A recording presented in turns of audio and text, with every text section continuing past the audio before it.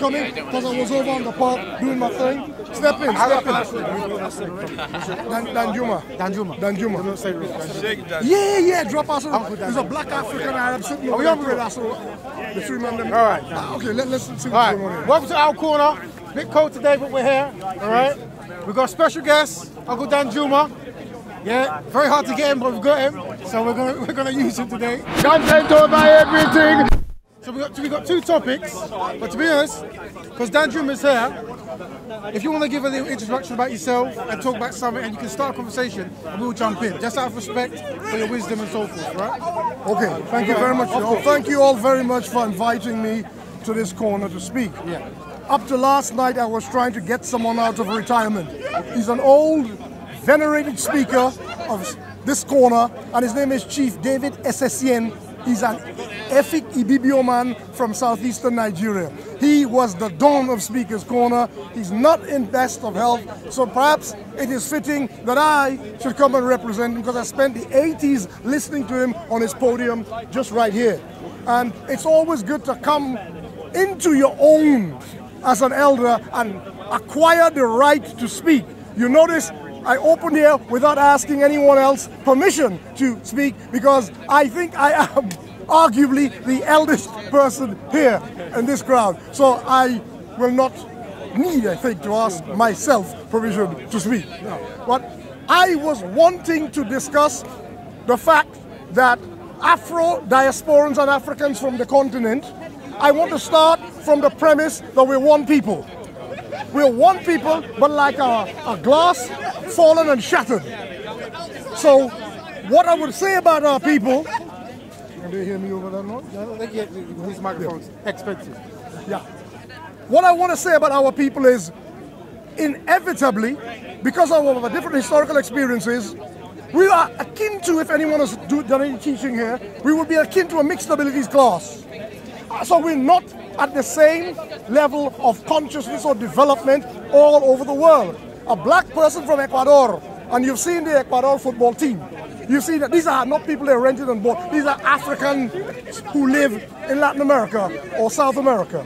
Equally, just coming through there where I prayed Asr, I saw three Arabians from the Gulf.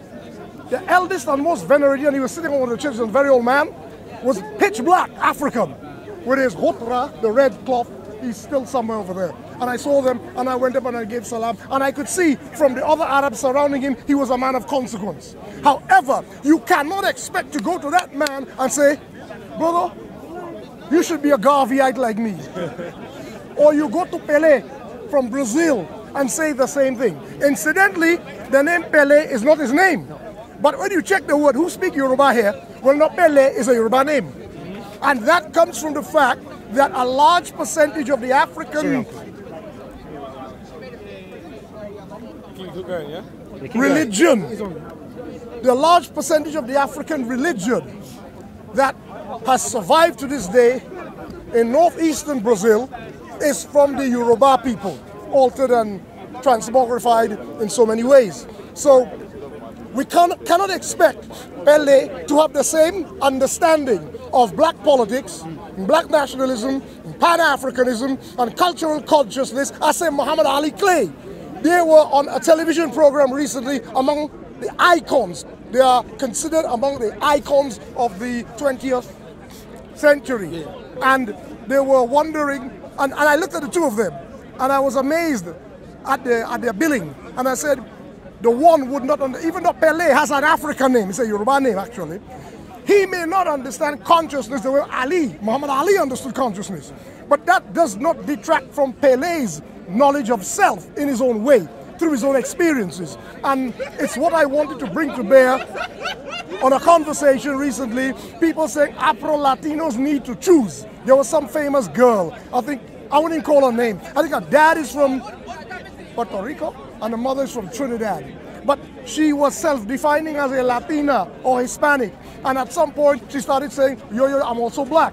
And people are saying, well, you're doing a J-Lo on us. You're doing a J-Lo, you're with Puff Daddy, you get black, and then when you got enough black and enough greenback, you gone.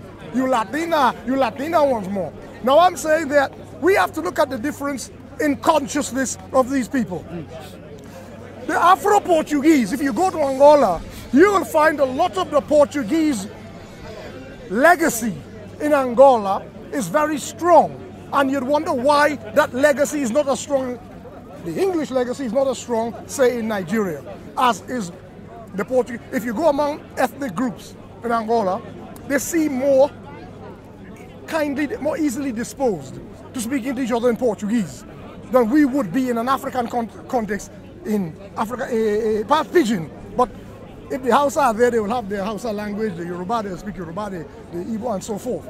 Now, what I've noticed is, I made a comparison between Afro-Arab, the Afro-Arab relationship on the eastern side of the same continent, Zanzibar, with Luanda, the capital of Angola, on the western side with the Portuguese. Now, looking at taking these two peoples, I said to myself, why is it there seems, even though there was the MPLA movement, the Mozambican freedom movement, they had the UNITA and Dos Santos fighting each other in Angola, you don't get that sense of animus against the Portuguese and in the Latin American context against the Spanish that we Anglo descendants have against the English. And I looked at it and I was wondering why. I said, okay, in the colonial terms, the French had assimilation. They practiced a policy called assimilation. The English practiced, which they perfected in northern Nigeria among the Hausa in the Sokoto Caliphate, indirect rule. It was fashioned and developed by Lord Lugard. Indirect rule, in which they stated, there's no way you can ascend to the empyrean heights of being British, you black man. You will always be a colonial, an underling, and an inferior. Under assimilation with the French believed there was no culture to rival Gallic culture, French culture. The sophistication is a raffiné. It is the most refined. It's too refined. But by degrees, if our slaves from, say, Senegal or Mali or Cote d'Ivoire began to learn, they could become French. And in becoming French, they will be almost like us. But they must efface their entire identity. Assimilation. In the end, both of these things turned out to be the same. The superiority culture of the French, the attitude of the French, made for divisions between the colonies and France. The British had no illusions, in direct rule, about their superiority. And the Americans basically followed that Anglo-Gallic pattern. With the Portuguese and the Spanish, this is what I think must have happened. These peoples never entered an industry, even though they were the first to go about during the Age of Discovery, called the European, perhaps, Age of Discovery, if you will. And they were the first people to discover, you see where my fingers are, the New World, and go to the Far East. They were soon in the East. The Portuguese were soon eclipsed by the Dutch. The Dutch supplanted them very quickly and took their colonies, Java and Indonesia, all places like that. In the West, the Caribbean Sea became a theater of maritime warfare. The British and the French taking colonies, nibbling away at Spanish possessions in the New World. Notice what happens now. The British and then the Americans embark upon an industrial age. The British say around 1733 when John Kay invented the flying shuttle. The Americans, Eli Whitney invents the cotton gin. So we didn't have to sing so much when we were planting cotton, because he now invented the cotton gin. So they're going industrial. Notice what happens. The Portuguese and the Spanish do not. A lot of the country was being floated. The Iberian Peninsula was floating on the wealth in those galleon-laden ships that they got from Moctezuma in Mexico, and they got from the ruler of Peru. What's the name of the man who conquered Mexico? Hernando Cortez. Went there, destroyed Tenochtitlan, Teotihuacan. They got all the wealth from there. And in Peru, Francisco Pizarro, that's his name. He went, he got all the silver from Peru. And the Iberian Peninsula was floating on that wealth for a very long time. When they were cut off from that source of wealth, you begin to notice, not having entered an industrial age, they begin to go down. Now, I want to go back further in history to explain why we don't have that same kind of animus against them as we have against the French and the British colonizers.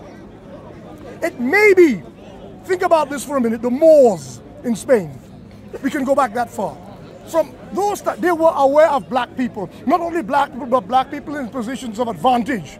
Black people who were teaching them things. I am not standing here, I stand here as an independent. I'm not standing here saying all the Moors look like Robert Mugabe or Marcus Garvey. I don't like that kind of history. It simply is not true. But there was a substantial Africoid element in the Moorish population that is undeniable. Like, for instance, the girl Ishraq As-Suwaida. Even the name tells you, As-Suwaida, the little black girl, who at 14 was teaching Arabic grammar to learned linguists in Spain. Ziryab from Iraq, right? The great polymath and bon vivant. There are so many names we can call. So the Spanish have all this learning coming in from the Moors. Sicily, conquered by the Arabs. Palermo becomes the capital of a basic civilization. You heard of convivencia in Spain. Well, you have a kind of convivencia unrivaled in Palermo, in Sicily, right there. And I am putting it, I humbly submit that it is that creativity of ideas in Palermo that gives rise, gives efflorescence to what we today call the European Renaissance.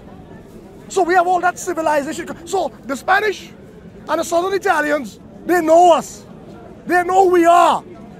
When the Portuguese, the first Cadamosto, in the 14th century, start exploring the west coast of Africa, sailing down, they start enslaving people. They use the Cape Verde Islands of Senegal as a transshipment point, enslaving people. Yet at the same time, very early, a race, a caste of Afro-Portuguese developed.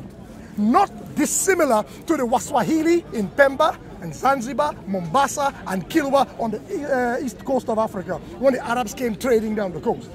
The Arabs came trading for gold, ivory, slaves, tortoiseshell and ebony. It was part of a whole trade. The Portuguese came down. Yes, they were looking for ivory, they were looking for gold, but their chief intention was to get, actually in the beginning was spices. They were heading for spices. Then they realized, look, to get to that place en route, we need to finance it. And slavery developed there on plantations of Africa first. Even the Spanish had plantations of, is that place called, not the capital, Malabo is the capital. A little country, no, Malabo is the capital of a little country, Equatorial Guinea. Okay. They developed plantations off there. Now, the Afro-Portuguese people, I want to put some, because I want to talk about history with some nuance. I don't want to talk history in broad brush strokes. Yeah. That's why I often tell people, consult Professor David Olusuga. That historian, I think he's from Liverpool or somewhere. He is a meticulous historian. He doesn't deal in broad brush strokes. He doesn't go for lazy sound bites. So what am I trying to explore here? Let me get back to the point. I'm trying to explore the relationship between ourselves as black conscious people and Afro-Portuguese black people, Afro-Latino black people, and how we can raise their consciousness and what they can teach us. Because we look at them as people who think, well, I'm Angolan only, or I'm Portuguese, or I'm Brazilian only, or I'm only an Ecuadorian. I'm a sub-caste in Ecuador, but I'm still Ecuadorian only. And we have to ask ourselves reasons why. I think from the beginning, there was not that clean cleavage between master and slaves as existed with the British and with the French. I'm not saying slavery wasn't brutal in Cuba. Towards the end, it became horrible in Cuba. And in Brazil, it was terrible. Towards the end, it was terrible. It was always terrible. But I'm saying it went untrammeled at that stage. But in the beginning, to me, blacks and Moors and Southern Europeans had enjoyed a relationship of sorts, which meant that even though they were colonizing us, the Portuguese peasant, the Spanish peasant who settled in the New World, found themselves with a culture not dissimilar to what they had known before their reconquista of the Iberian Peninsula. And so in so doing, these people were able to emotionally connect with each other, even though it's a relationship of master and slave. Right. It is the same on the East Coast with the Arab from Oman and Hadramaut and the Waswahili people. Very quickly, the Arabs lost their language and started speaking Kiswahili. In fact, if you go to Oman today, the second language is not English, even though there's a strong English military base there. And it's a fact we need to know about Oman. Oman is in hock to the British as a military base, as Saudi Arabia is an American base. Oman is a British military base. The Omani second language is Swahili, in fact, not English. So the power of that emotional relationship has to be factored in when we try to understand why people wonder why we are trying to impose our concept of Pan-Africanism or consciousness on them. So I come back to the Latinos now. We're still talking about the Portuguese and the Latinos. We're discussing a group of people in very large numbers in Brazil, perhaps the single largest demographic of Africans outside of Nigeria. It is arguable.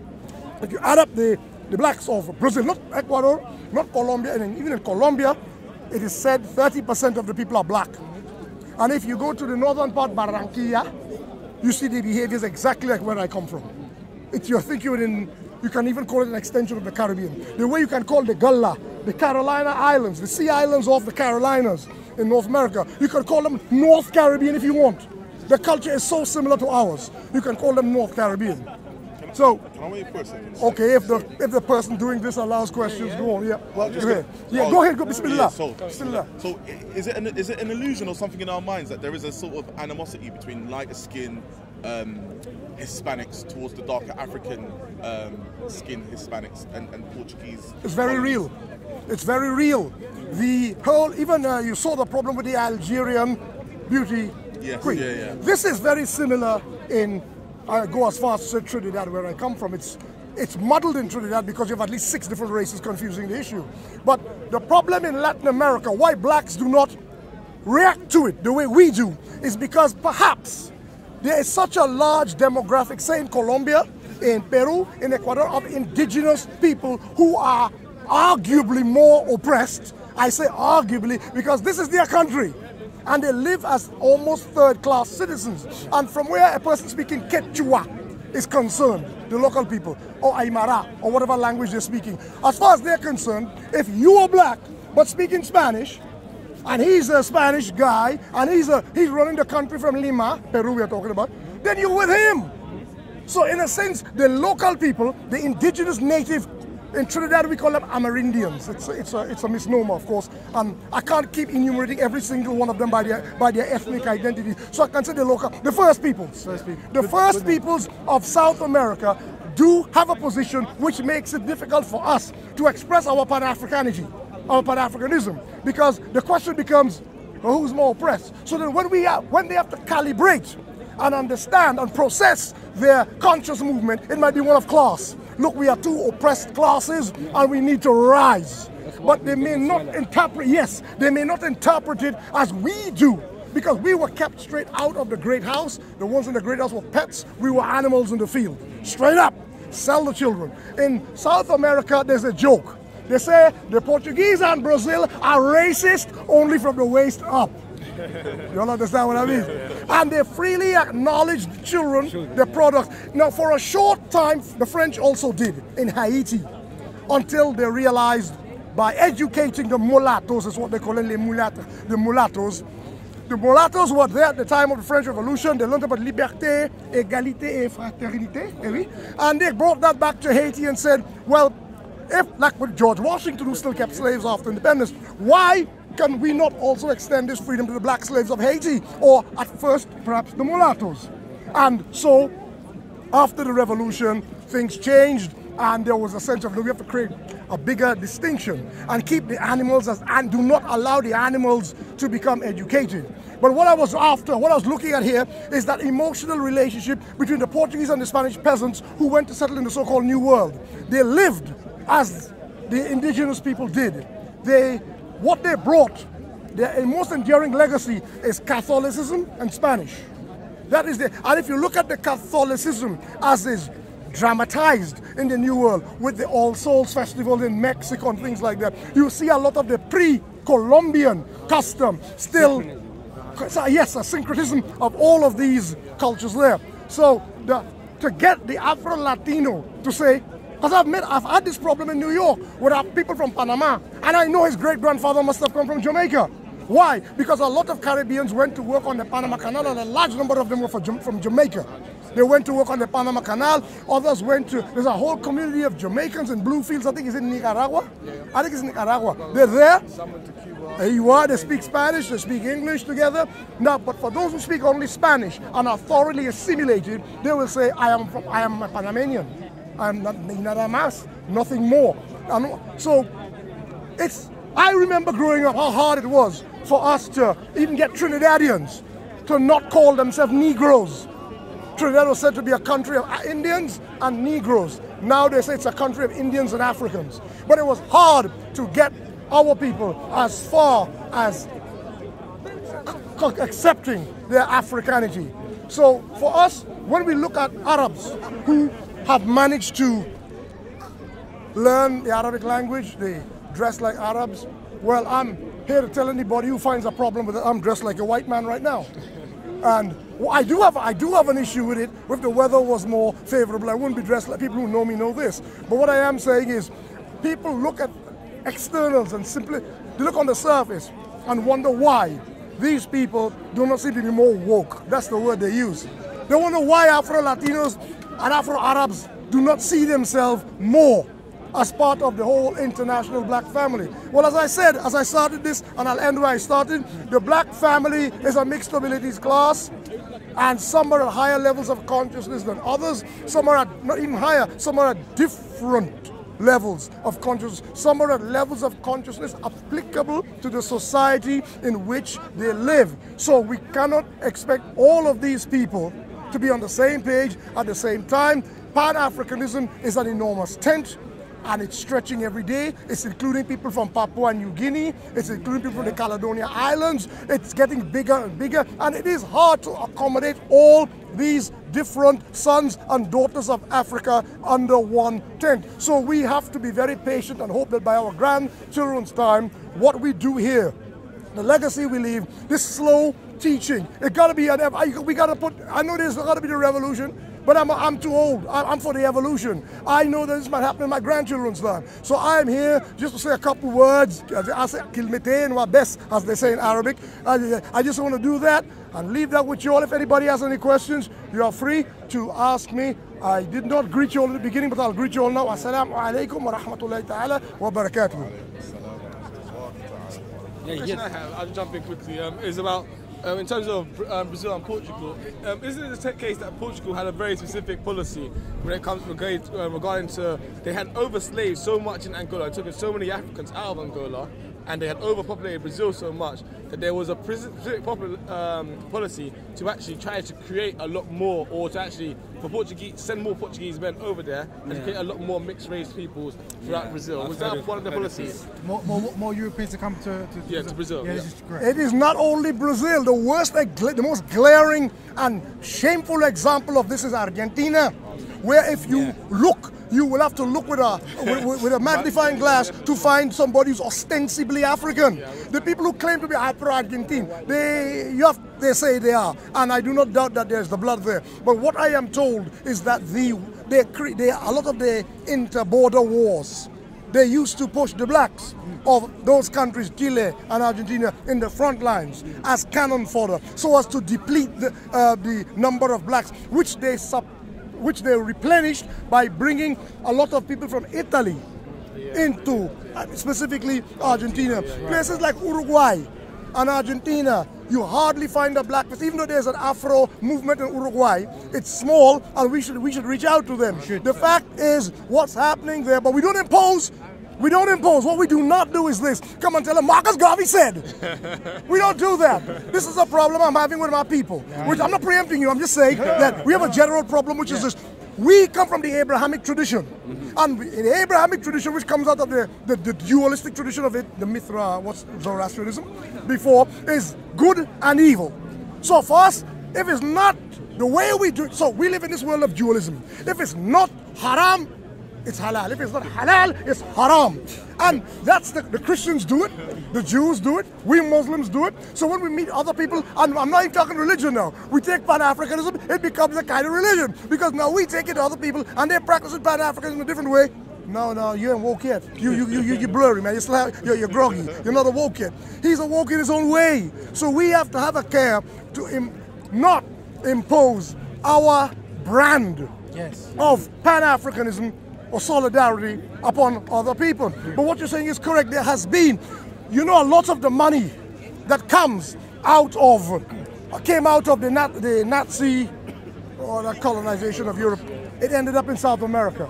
And a lot of the population, yes, a lot of the population too. I don't like to talk about myself so much, but I rented a place from a guy from Bolivia.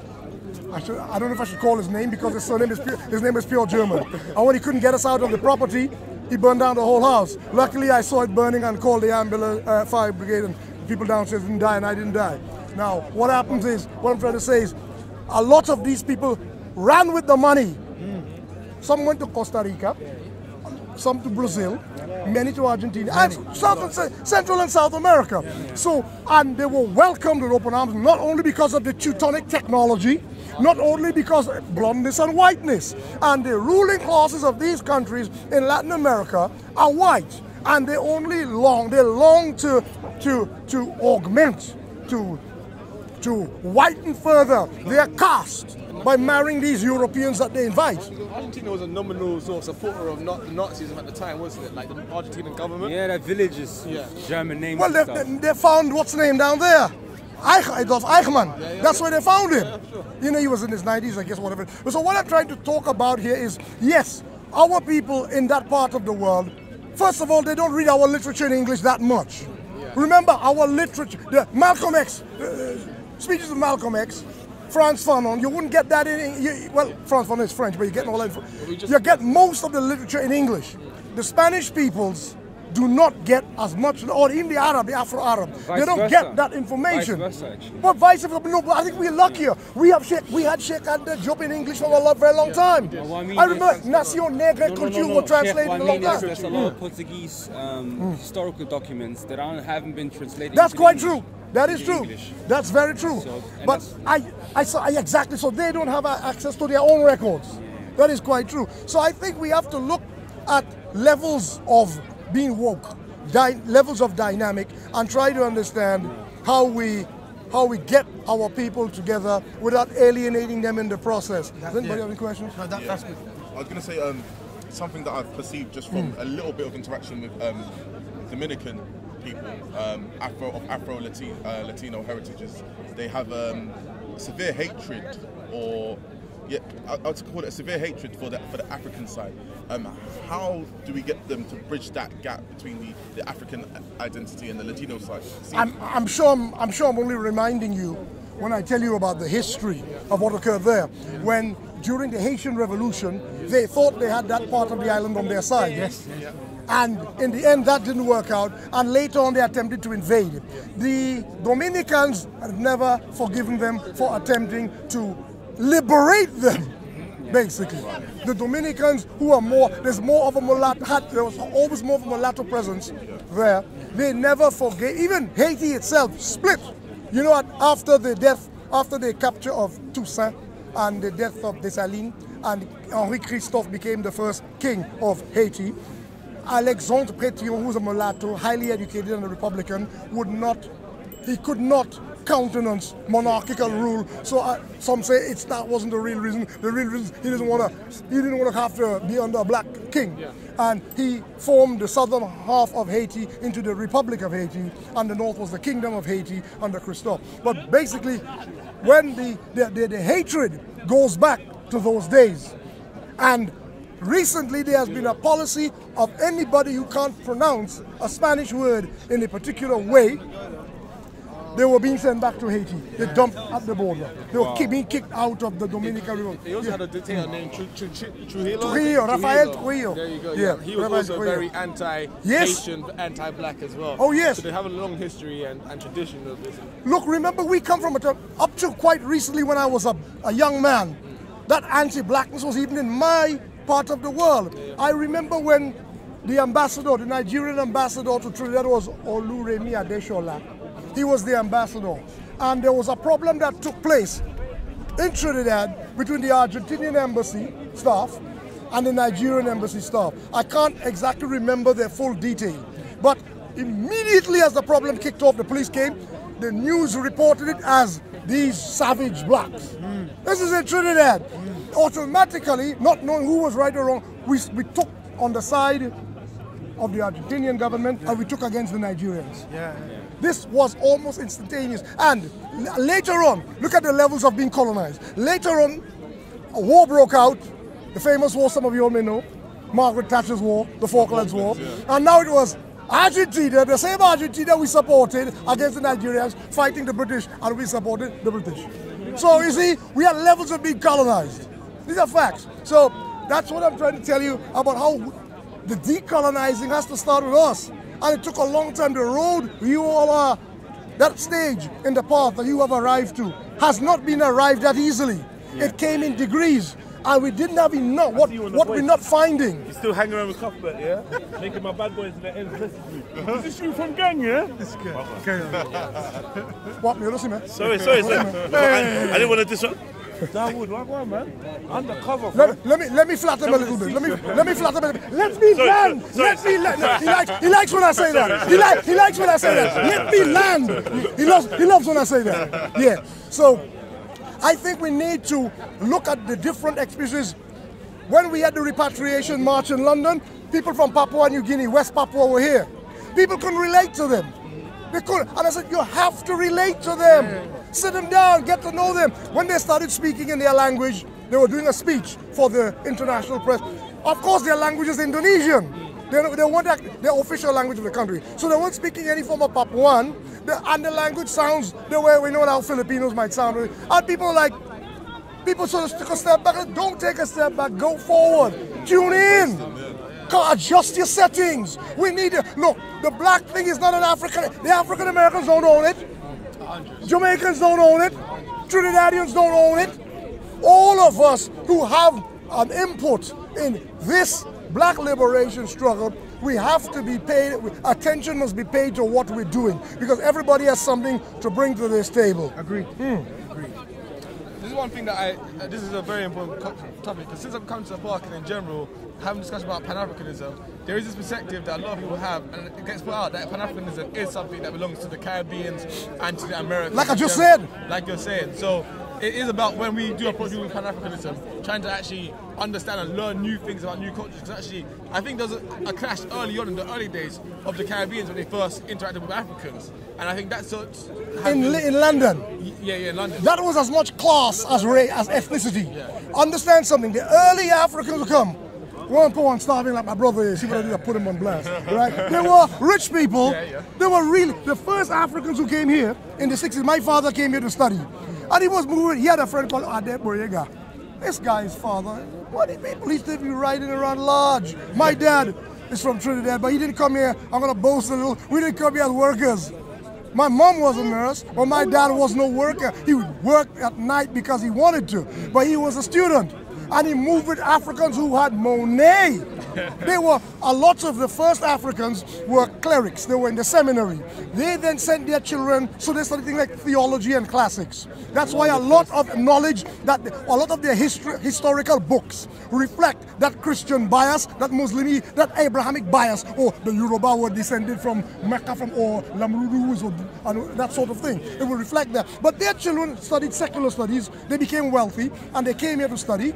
And you see, the first presidents of African nations. Yes, exactly. Now, what you see here now, the Africans we have here now, are more, trans-Saharan strugglers. They came, the old boys wouldn't be doing that traffic warden thing in my dad's day. They wouldn't do that. So the kind of animosity you had between Africans and Caribbeans was ethnic, but not just ethnic. We were factory, London transport, factory workers, and nurses. And that is not all, like I said, but that was one of the major problems. I think what is happening now, people are more, Sheikh Anta Diop, who was one of the foremost pioneers from the African scenario, was a little too academic for the ordinary fellow to follow. That was one of the problems with Sheikh Anta Diop. For the ordinary man, you needed something like what Yosef Ben Yochanan would say. You need something broke right down. And Sheikh Anta Diop would come to you from anthropology. He'd come through from the differential cradles of civilization. He'd tell you things like, yes, And some people, to me, interpret it in their own way. They have the Iceman inheritance, and then they have the spin-off, the Sandman inheritance. And you see, I take that and I go further, and then black people hate me. Because what I do is I say, all right, you look at the Iceman inheritance, the Sandman inheritance, but you got to understand something that's common to both these people that you have in Africa. They are nomadic people. They're transhumans people. They're animal people. They keep animals, do not misunderstand me. They keep animals, right? I'm not saying they're satyrs and centaurs and half horse and half man. I'm saying that their life revolved around moving with animals. People like that tend to be very ungovernable. They tend to be irascible. They tend to be warlike. And a lot of, by that time in Africa, with all that lovely land and fruit and stuff, we'd settle down. And all of a sudden, you have people who were saying, well, this land is more suited to cattle because it can't grow food, and that's what we do. And right now, today, I'm going to jump ahead. Let me just jump ahead quickly, because this is topical. And I need you to do something about this. In Benue State, in Nigeria, Fulani are fighting the local people. Fighting. It's got ugly. In northern Ghana, even in parts of the Ashanti land, but in northern Ghana, Fulani again are fighting with the local people. Now, what's the beef? What is the... I'll use my pun. Let me use my pun first. What's the beef? These people come with their cattle. See what I did there? Right? They bring their cows in. Why? Because Africa, the desert, is ever expanding. Aridity. Now, this problem had been going on for centuries. It has accelerated with global warming.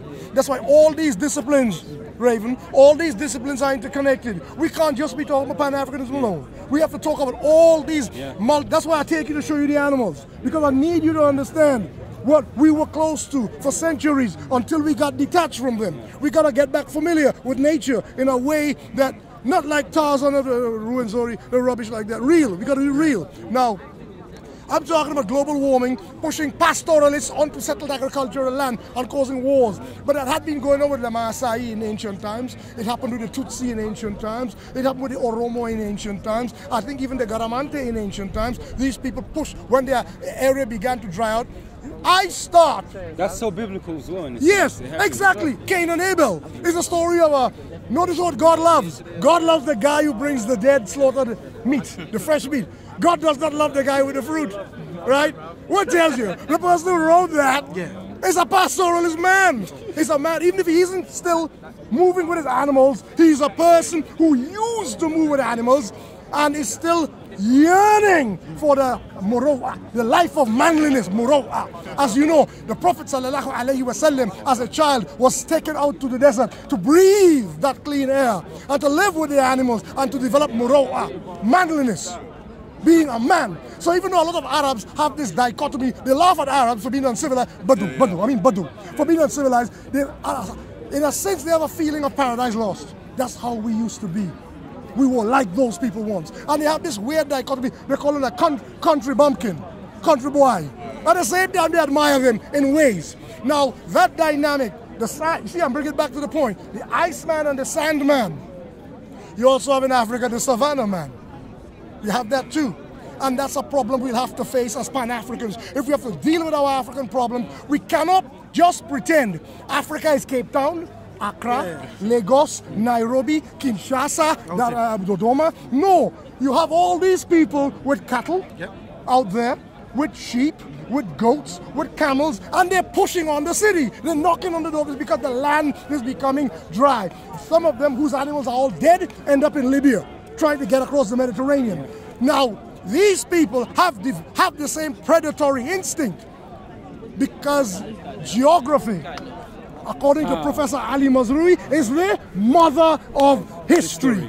It makes them this way, and we have to deal with that situation. Will we forcibly settle the Fulani and take away their cattle, or put the cattle in, you know, to keep them here, standing like this and being milked like machines? For a Fulani, a cow is a precious, it's more precious than a Ferrari to you. You people gotta understand, what these farmers are doing, a Fulani cow strays onto their land, they kill the animal. They don't understand when that war starts. They don't understand what they're doing. Now I gotta make this point, that we have to find ways within the continent itself So when we talk about Pan-Africanism, I'm talking about intra-Pan-Africanism, because there's a war going on. It's not just the Hippo Trench between Christianity in the south of the Sahara and Islam on the Sahara, on the Sahel. It's not just that, but it's that too. Because what's happening is, as herdsmen, Bedu, cattle owners, sheep farmers, camel rearers become impoverished, they turn to radicalism. Yeah. Because some money gonna flow that way from you know where, and they're gonna think, we ain't got any animals no more. Let's go sack Timbuktu.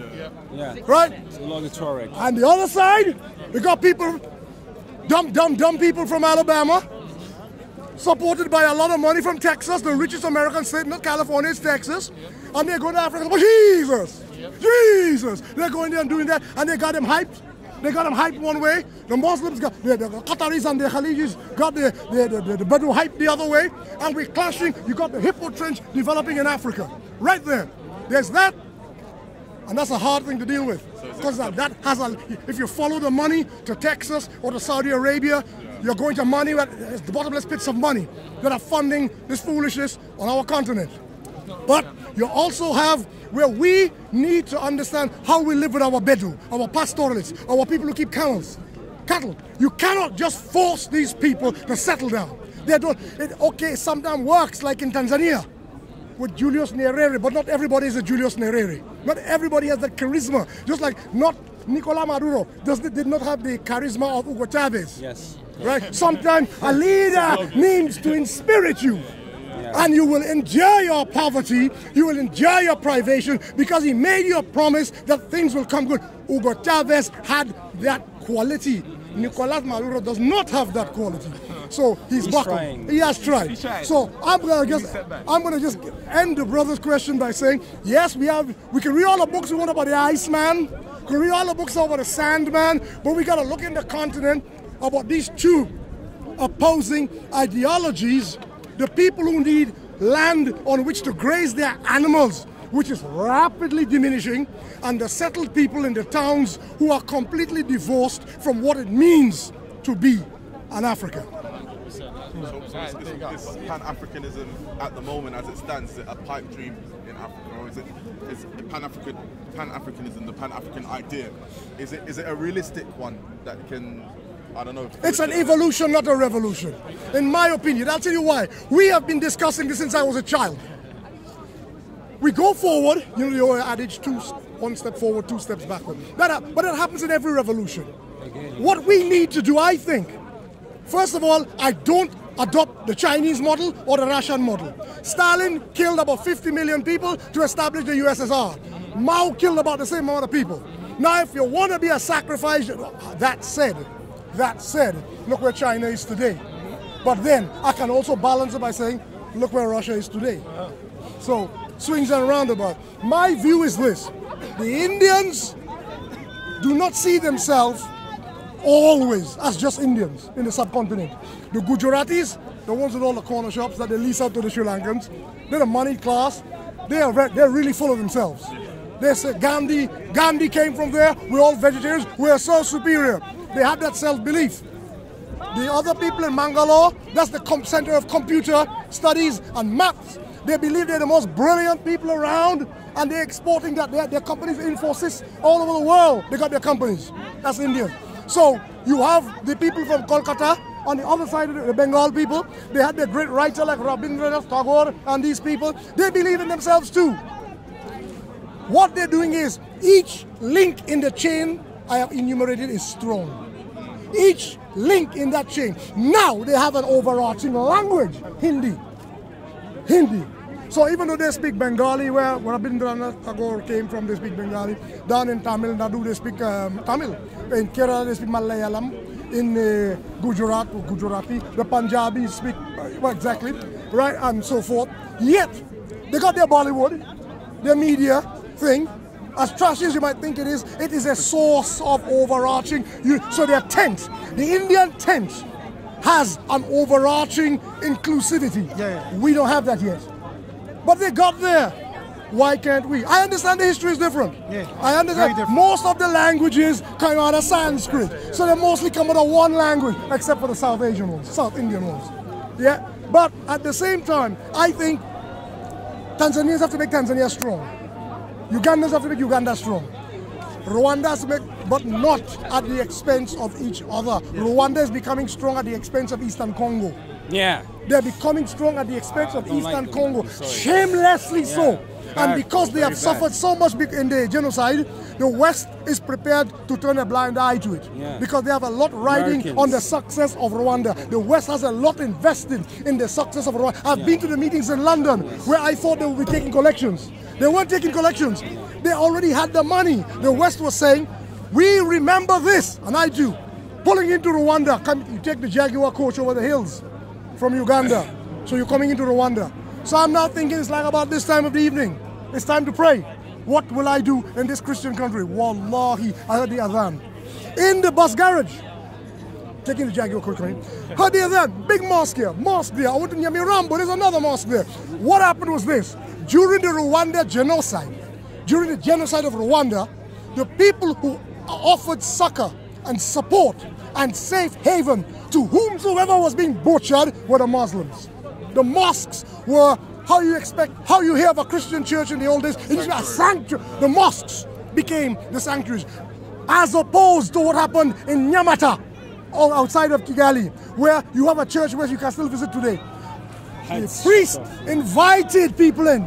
He invited to be safe there. Then he barricaded the doors and said to the soldier, you can put fire and go and start killing people. You got bones everywhere in the church in Nyamata. Whereas in Nyamirambo, the other side of Kigali, the Muslims looked after. So what happened was, from that time onwards, there was an upsurge in the development of Islam in Rwanda. And the Catholics got wind of it. The Rwandans say we don't want any involvement in this country from the French and the Belgians anymore, because they said the French were complicit in the genocide. All right. When I went there, I tried to speak French. The woman is speaking to me in English. She's refusing to speak French. So what I have noticed is there's a strong English and perhaps American financial investment in Rwanda. And it's Christian. It's coming from the churches. Not the evangelical churches. The actual established church. I've been to their meetings, so I know the sort of fact. Chef, maybe you can explain to them also the dimensions of Rwanda. It's a very small country, and one of the biggest American army bases are in Rwanda. That should tell you. Is it bigger than the one in Djibouti? No, in Africa is in Rwanda as well. Yeah, is it as big as that one? No, it's one of the biggest. I think. One of the biggest is in Rwanda. Adnan Rashid, he went and saw it. It was so nice. It's massive. Well, that was before my time. Go on. In one of my brother's questions in regards to Pan-Africanism and your point of being an evolution, would you say language is the next step or key step into evolution? I will even interrupt your question. Yes. Okay, cool. Straight up. So, yeah. The problem is this. The languages that have gained the greatest geographical sweep are languages that some Pan-Africanists may disagree with. I remember in the 70s, it was all about Kiswahili. Yeah, I remember. Later on, people felt Kiswahili, they felt it was too Arabic, which it kind of is. At a minimum, the minimum estimate, 30% of the language is Arabic. At a maximum, it's about 50% in terms of vocabulary. I mean, when you have seminal words like fish, these are fishing people. And a word like fish in Swahili, samaki. You know that language has been suffused heavily and influenced by Arabic. So a lot of Pan-Africanists didn't want Kiswahili after a while. Some of them said they wanted Yoruba, because even though Hausa has a far larger number of speakers than Yoruba, they felt Yoruba was more reflective of Africa that was not interfered with. But Hausa is Afro-Asiatic, isn't it? Hausa is related to Chadic. Yes, it's Afro-Asiatic. It's Afro-Asiatic, but yes, it is. Chadic. Yeah, Yoruba is more Chadic. No, Yoruba is Kwa. It's Niger Congo. It's Kwa. It goes in the category with Tree, the Yakan group, and the Igbo and those groups. I was going to say that in Ghana we have Tree. Tree is an overarching language. So why doesn't that bring our tribes together? Like, why? You mentioned two good countries here, Tanzania and Ghana. Their leaders were exceptional. In Nkrumah in Ghana, because he came from Nkrumah had a lot of haters though. Yeah, of course. That's how he ended up in Guinea Conakry, right? Listen, because Ahmed Sekou Touré had haters too. The French, they weren't grateful. So you have what you call Nzima. So he was a minority group. What's his name? Julius Nyerere was a Sukuma. he was not a majority group. But he also attacked the tribes and the traditional systems that existed from. Yes, that's one mistake he made. One cannot. You see, the problem with our leaders is the share That's the ship. thing, isn't it? The share ship. well, our leaders are not gods. Our leaders are not gods. Remember, these guys had no blueprint. You're talking about the 1950s. Yes. There was very little. And he was a Pan-Africanist par excellence. In Cuba? Yeah. 100%. He was taught by two Trinidadians. Come on, yeah. George Padmore and C.L.R. James. These were his early mentors. He's buried next to George Padmore. Yes. You know, in Ghana. What I'm saying about this issue here is that the problem with language imposition is the word imposition. That's the problem. I have a good friend who is trying to explore this subject in South Sudan, the new Africa's newest country, the Republic of South Sudan. And he's a Dinka, and of course the Dinka language has about 4 sub-forms of Dinka, let alone the other, I don't know, at least 30 languages in the country, many of them which are non-Nilotic. So if the Dinka, Nuer, Cholo, Shiluk can agree, Anuak can agree on something, you have a large number of other people like the Azande who are not Nilotic, who speak different languages. So we already, and here's the kicker, because of their relationship with the North, they don't want Arabic, of course, I understand why, but it's the language they most understand in Juba. Everybody speaks a way called Juba Arabic.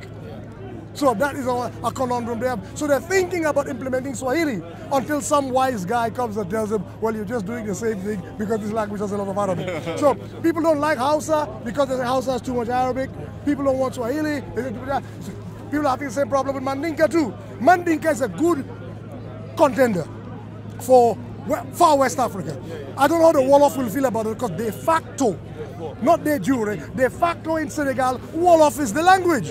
But once you leave Senegal, you have Bambara, Malinke, Hassonke, different forms of Mande, Mandinka, Mandingo. You have different forms of it. And if you can standardize them, like how they did with Swahili with Kiunguja in Zanzibar, because the Swahili you learn in school in Uganda, in Maniema in the Congo, it would be Kiunguja from the standardized version that originated in Unguja is Zanzibar. So you have Arabic terms in our language. So I think this is one of the problems.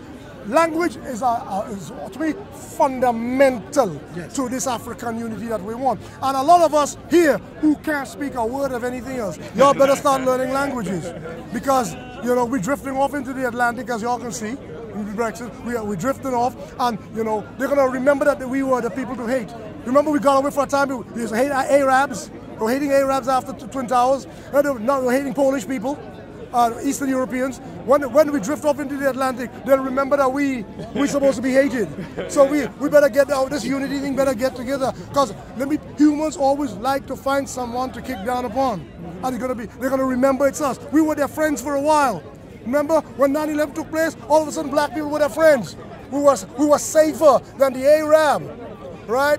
Then came Eastern Europeans cluttering up the place. Now it's us. You're gonna see when they chase all these people home, they're gonna be back to us. But hold on, yeah. I just wanted to ask you a question. Because you're going to get. Are you going to? No, about the language. About language.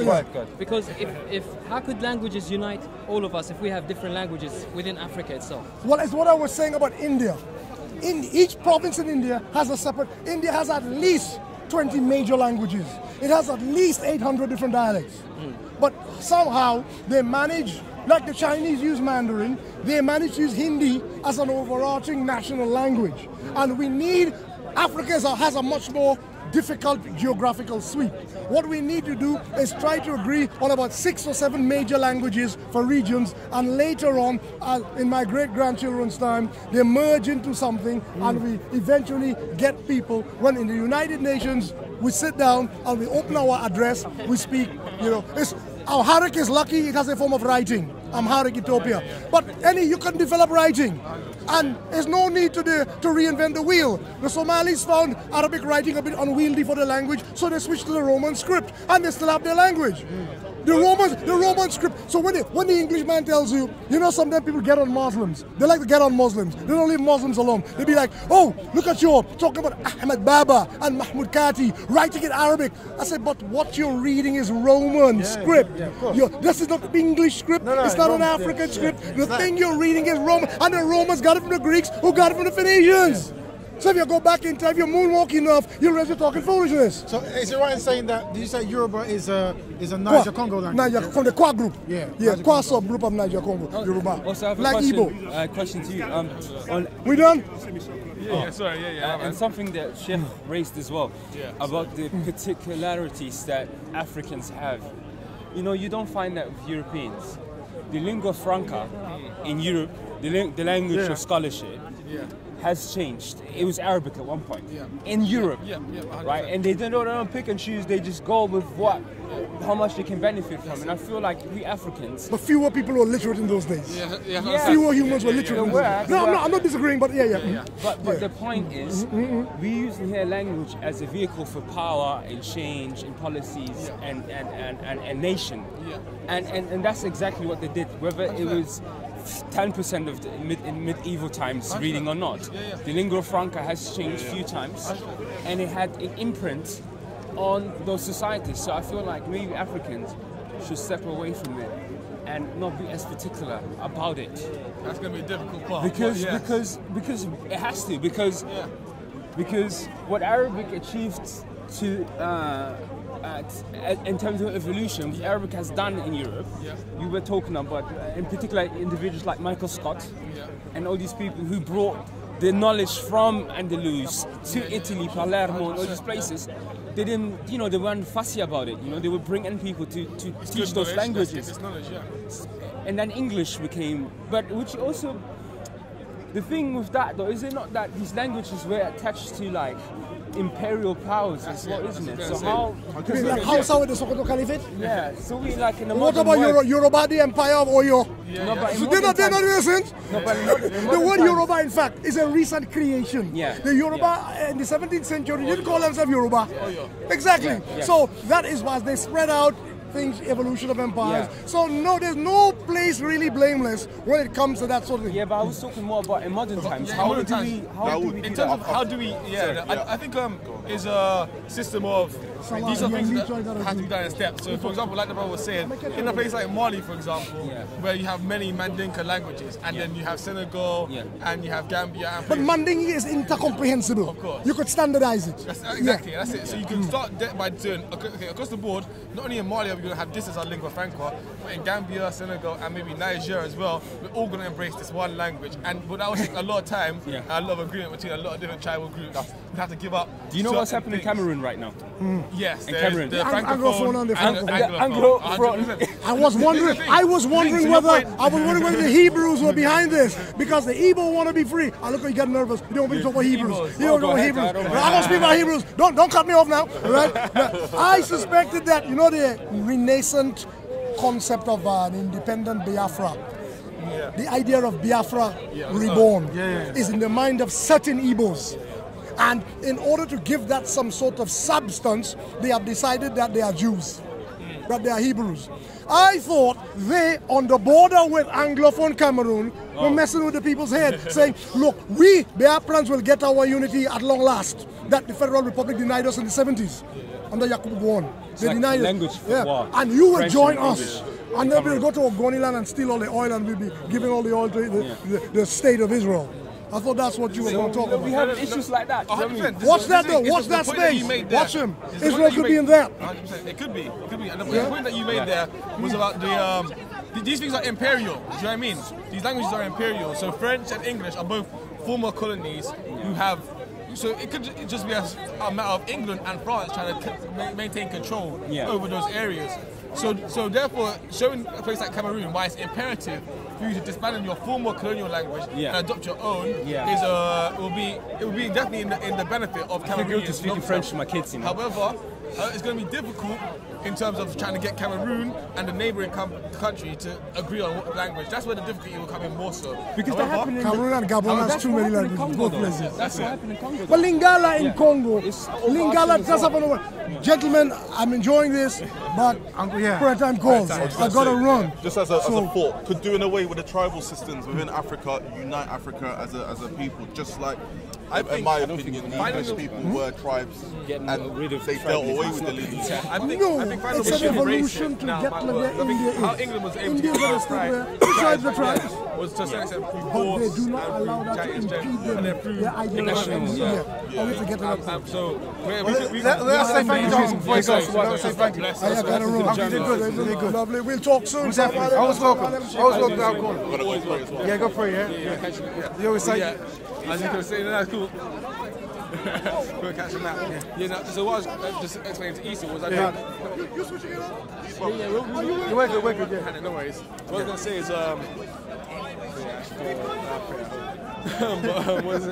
what was explaining to Issa was, I can't remember what I was exactly saying. You were talking about languages, well first you're talking about tribalism, and why it's hard to give up. The issue with tribalism is why I was saying you have embraced in Africa, because we're not in a position where you can enforce anything onto people. There's not like a strong king or a group of aristocrats across Africa who go along and force the tribal system to be disbanded. Well, I think what you need to do, is within the political system that they have in Africa, is actually creating a structure around those tribal systems that exist. So those tribal systems exist within a framework which can be regulated to some extent and which can be seen by the people. Because right now what you have in Africa is you have tribal leaders and tribal chiefs in particular areas and states who would in massive amounts of influence and power, but they're not. There's no political sort of ramifications to them or any sort of. They're not taken into. But the thing, like Uncle was saying though, when you approach different groups from a distance, the one thing you never want to do is to go and try to ignore what they're going through and try to force them to do something else. That's it, yeah. It is to listen to what they believe and try to incorporate it within a bigger collective structure. You know what I mean? I think that's what I think that was what his whole speech was like. How do you incorporate people without telling them stop? Do you know what I mean? But to the whole language thing, I think the language is important. And like as far as I was aware, Kiswahili was the language people was going to push for Africa to learn. But I think whatever language it will be, right now, how people in Africa around the world learn English is they watch American TV, because that's the leading media kind of like, fantastic thing people tap into. So whatever language you want people to learn, it might be key to make that be like a whole media hub around it. Movies, shows, and then people tap into it and they'll learn that. I mean, I think that sort of thing is like soft power. Hollywood is like one of the biggest soft power vehicles in terms of pushing culture around. When I went to college, I met an Argentinian girl who was at my college, and she was like, she learned English by listening basically to the music and watching movies with subtitles. Not only that was it.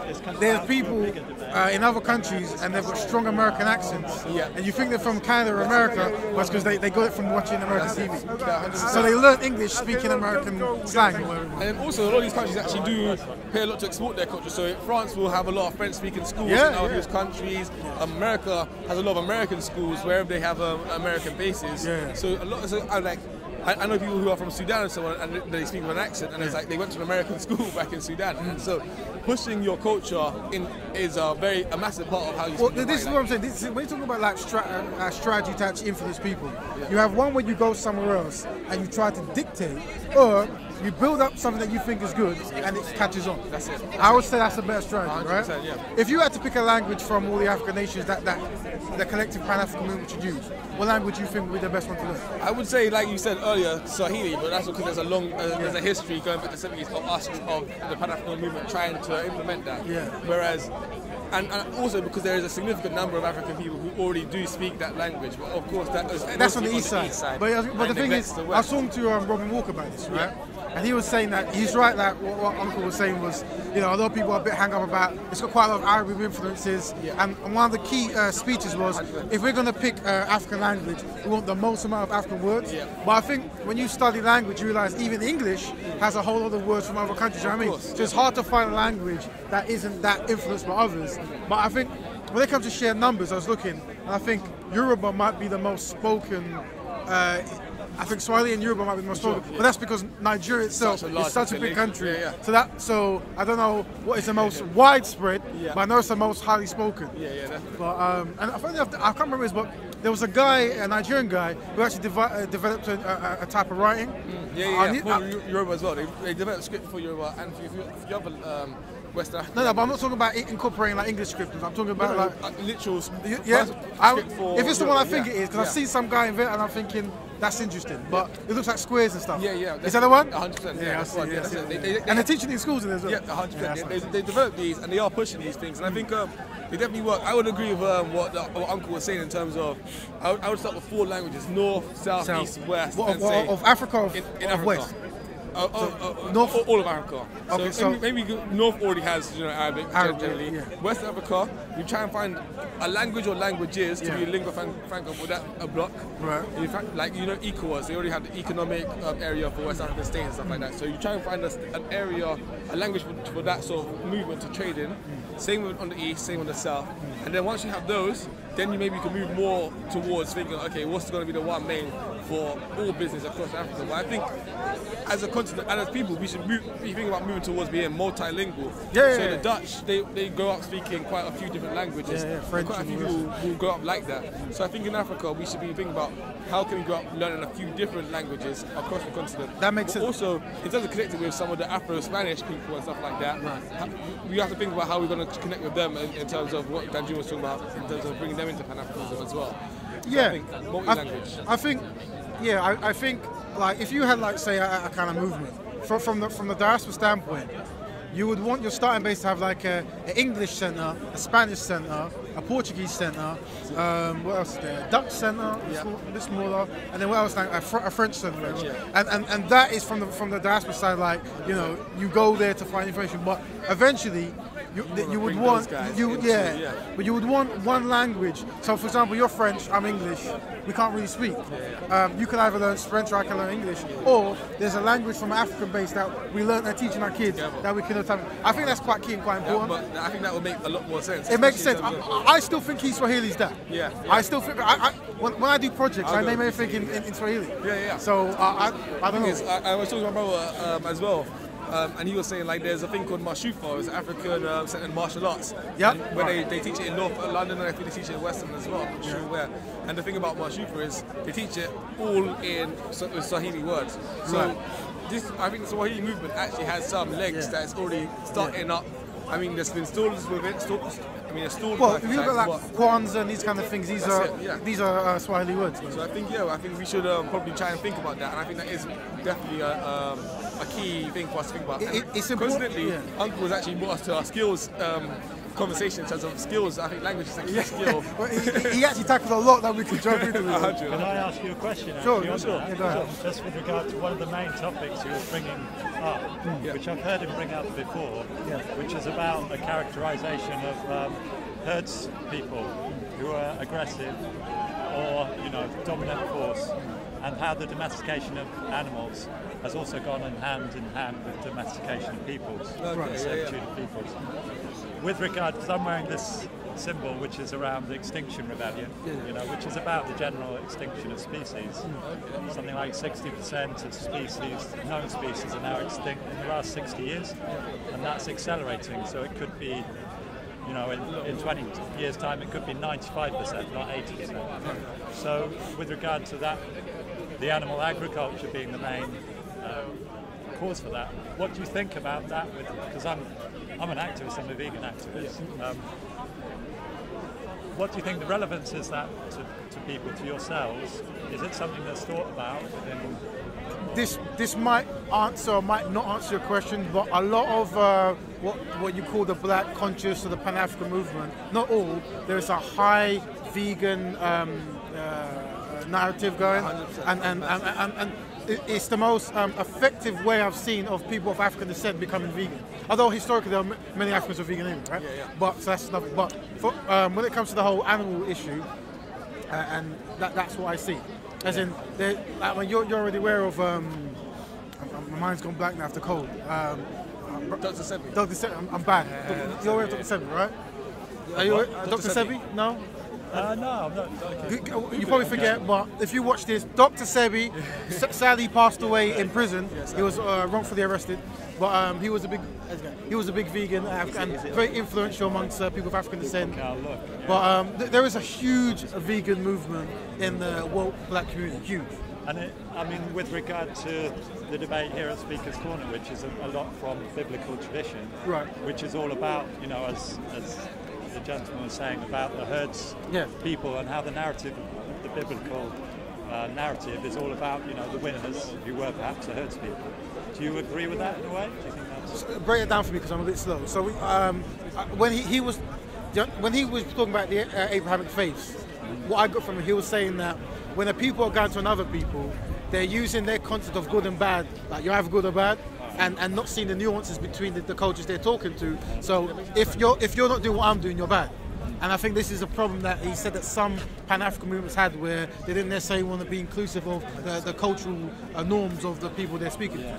But I suppose what I mean is, within the biblical tradition, there's lots of references to people, and they were powerful because of the herds that they had, and the animals they had, and all that kind of stuff. So is that, the whole biblical tradition is steeped in that, even though in Genesis it says that God gave, you know, the seeds of the field. It was like basically a vegan diet.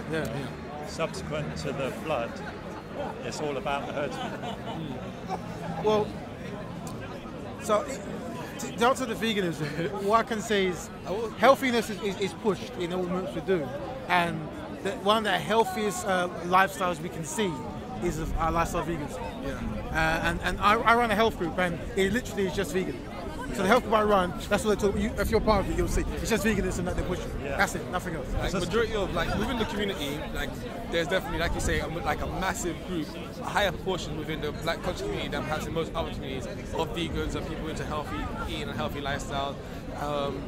And I would say a lot, like within the Rastafarian community, there's the whole idea of the ITAL diet in the first place. There is, so it's been long term, like I said, historically. And in Africa, you'll find people who are strictly vegetarian, like historically, and tribes of people like this. So, so I think that there's a certain within the conscious community, are sort of like, when it comes to the vegan thing, I think there's a sort of we've already, not necessarily we've done that, but we've tackled that sort of issue. That's not the main issue that we're dealing with. And I think the massive issue with agriculture is that we're not necessarily people in a position of owning animals or owning farmland or anything like that to be exploiting animals in the first place. So it's quite, so it's like, it's almost like, to try and get us to be more vegan aware would be kind of like barking up the wrong tree. I think the main issue I think the main issue is with big multinational corporations, which are multiple enemy of many different people. I was just inquiring. For sure. Because from the story that I hear, you know, the domestication of the animal came in Europe, and then basically it spreads into the Indus Valley, and it spread down the Nile, but it didn't really spread much more. You know, the domestication of the animal, the taking of the milk from the animal, and once you got the domestic animal, you know, it's easy to kill a domestic animal, you know, as opposed to a wild animal. So that's, and that, you know, that's shown by the lactose intolerance around the rest of the world. It's correct. I can't dispute that. So you say you had a question, sorry? No, I mean, that was pretty much it. But I mean, what are you saying, Q? What's up, bro? Back, brother. Yeah. So you missed a long, nice out corner, but like I said, we can either wrap it now or tackle the issue that there. Yeah, Leon had another comment. I mean, we can do a short one before it gets too cold. No, she wants to tackle it now. I think we need a couple. I think Kalam is it would be definitely a good one of us to have. Definitely, but I guess we can introduce the idea and have a conversation because it is. I mean, what's up? What's good? How long ago did he leave? Like about 15 minutes. Okay. You missed him. You come in here, jump in, James. Did you want to check Danjuma? Yeah. He chases down Danjuma all the time. No, just a little point about the backs, but that's it. So everyone, not worth Content over everything from your melody. Man, say it straight. Man, don't listen to BBC. Man, don't listen to ITV. Listen. idea about darkness and its association with things negative. So I remember Martin Luther King. That's it. Martin Luther King. He said darkness, so darkness. Yeah, he read a dictionary and he was like, where's his back? Is everything back? No, it's like no, I don't believe. But have you heard of that journey in Wesley? It's like maybe